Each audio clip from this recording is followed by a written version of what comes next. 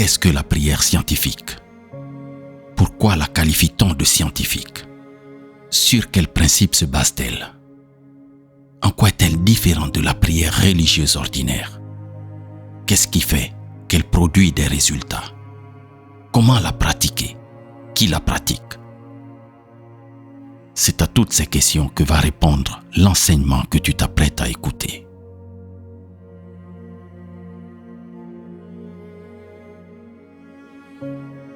Bienvenue sur la chaîne Fédéralitude la communauté, un endroit où tu trouveras le secret qui t'attend à l'intérieur de toi, plus que tu ne peux l'imaginer.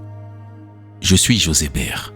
Si tu veux soutenir mon travail, tu peux contribuer de diverses manières. Offrir un like, t'abonner à la chaîne, laisser un commentaire, me suivre sur Telegram et même faire un don à l'association Fédéralitude.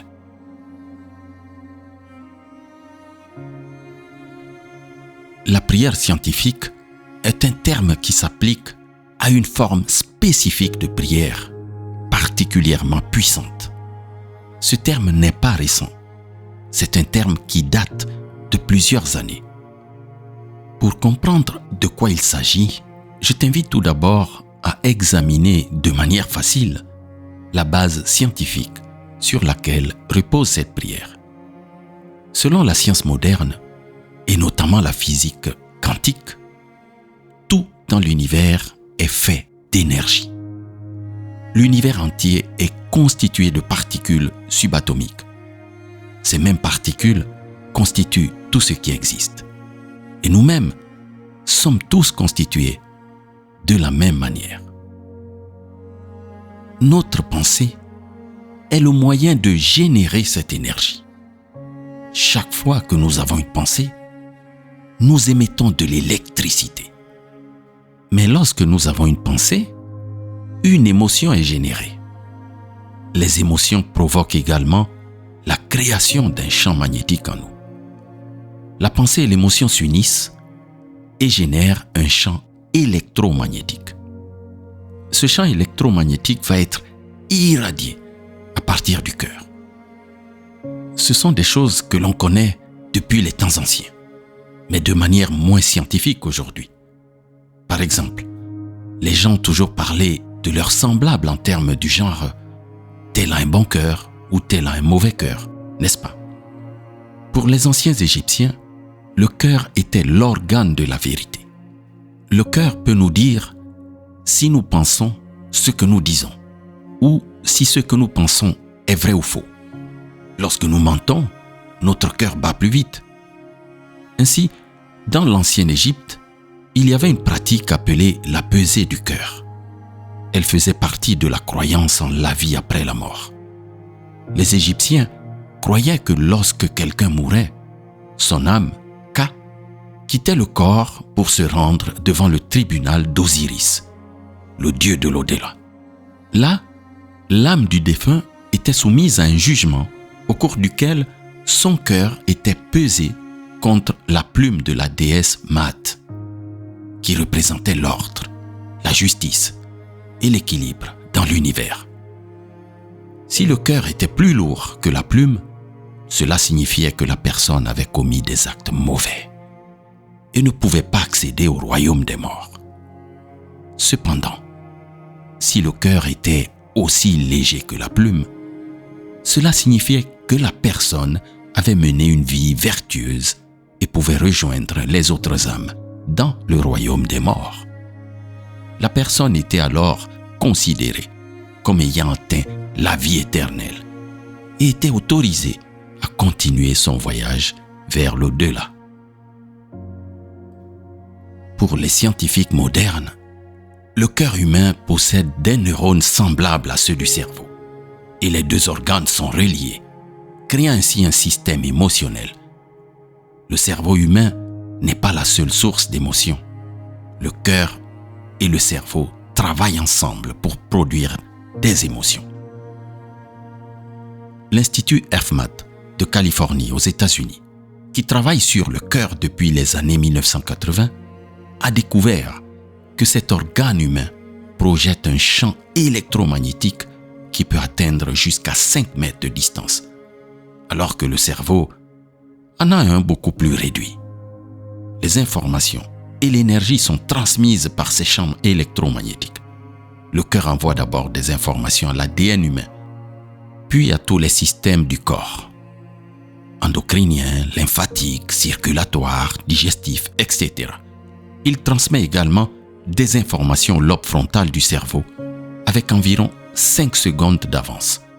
Cela signifie que le cœur peut anticiper ce qui va se passer avant le cerveau. L'Institut HearthMath a découvert un phénomène que leurs chercheurs appellent la cohérence cardiaque.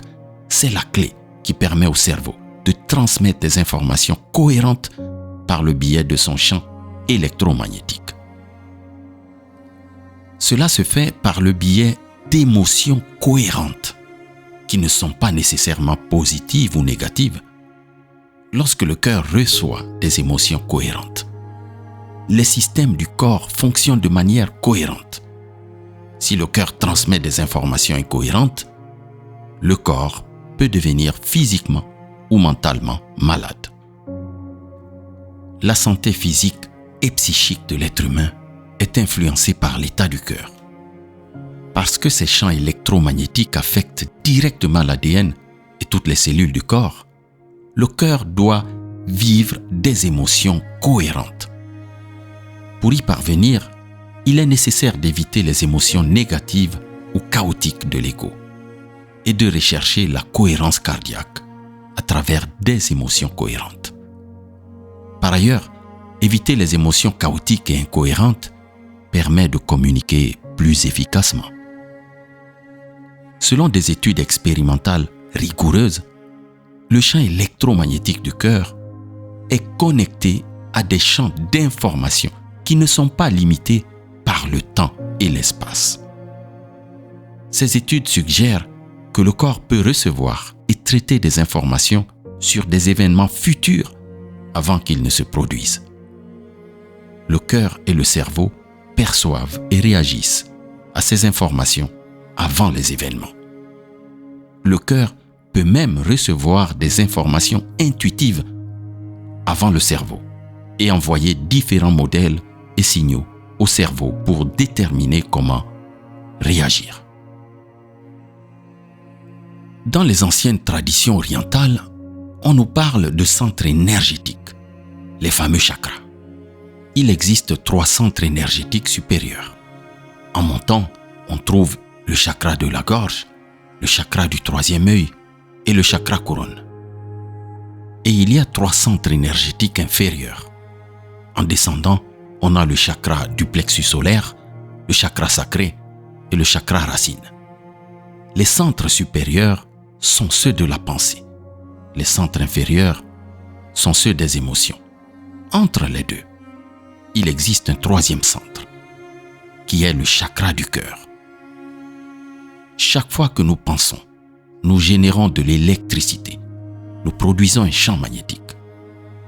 Lorsque nous générons une émotion, la pensée se joint au sentiment et tous deux vont au cœur.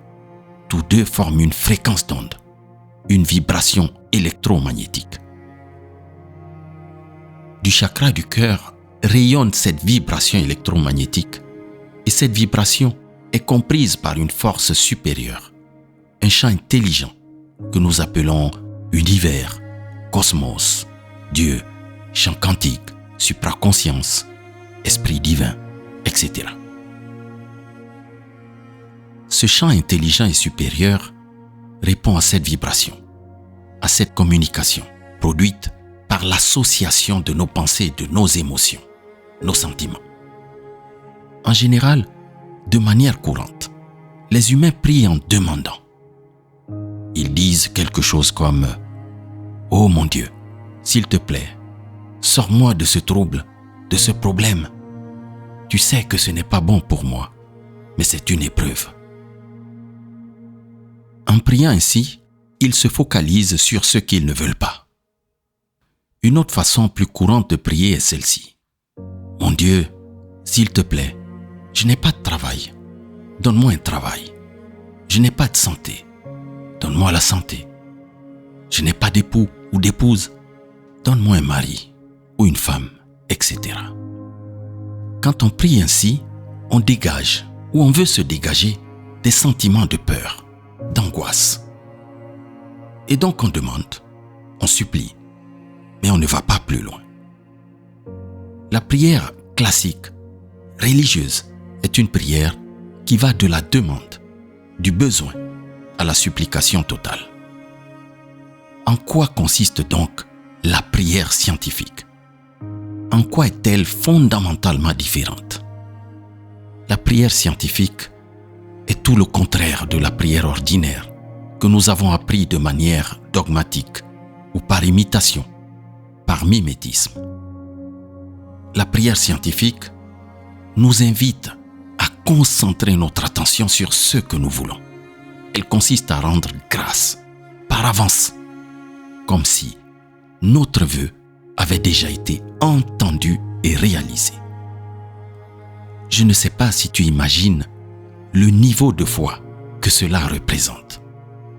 Rendre grâce pour quelque chose que l'on n'a pas encore, mais que l'on est déjà sûr d'obtenir. C'est une clé révolutionnaire pour savoir si l'on a vraiment la foi. L'univers ne s'intéresse qu'au langage qu'il comprend, le langage de la vibration, le langage du sentiment, le langage de ce champ magnétique, électromagnétique, qui sort de ton cœur. Si tu portes ton attention sur ce que tu ne veux pas, tu limites tes capacités, ton potentiel à tes peurs. Si tu portes ton attention sur ce que tu veux, tu exprimes clairement à l'univers ce que tu veux manifester. Tu utilises ta capacité à créer par la pensée et le sentiment. En fait, après avoir clairement défini ce que tu veux, tu le visualises. Tu génères le sentiment que tu l'as déjà. Et à ce moment-là, tu en es reconnaissant. C'est tout ce qu'il y a à faire. C'est cela la base de la prière scientifique. Contrairement à ce que peut faire penser le mot scientifique associé au mot prière, tu utilises vraiment la foi. La loi de l'attraction, de la manifestation et de bien d'autres phénomènes fonctionne grâce à la foi. C'est le secret. C'est la clé.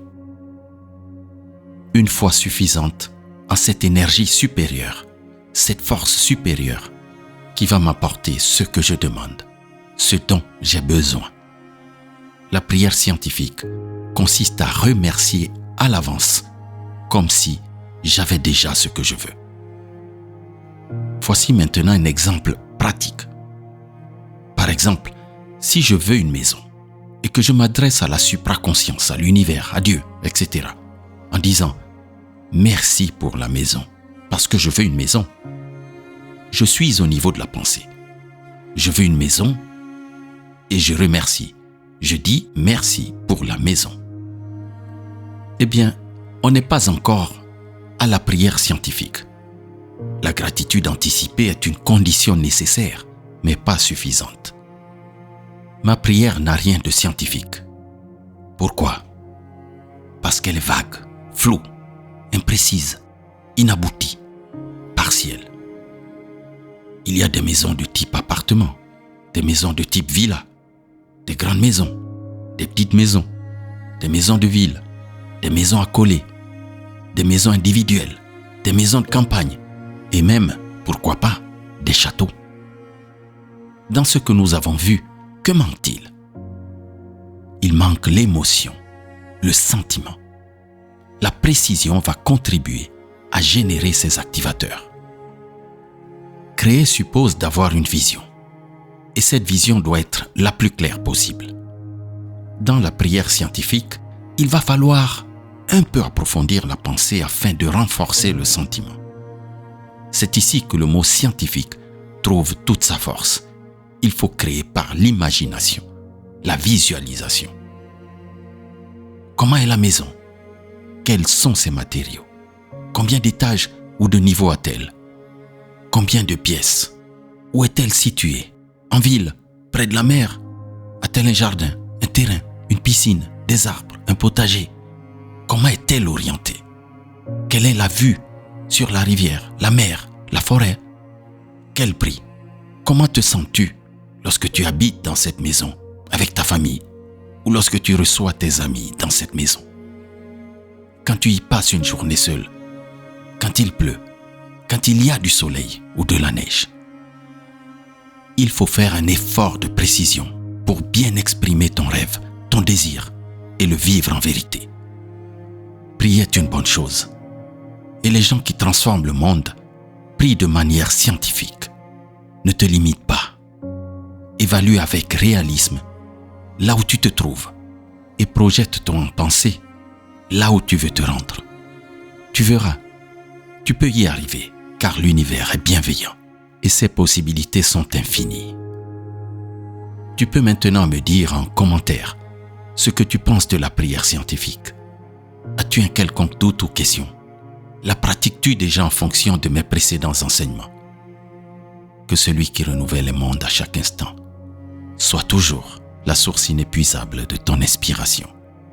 C'était ton ami José Bert sur Fédéralitude, la communauté.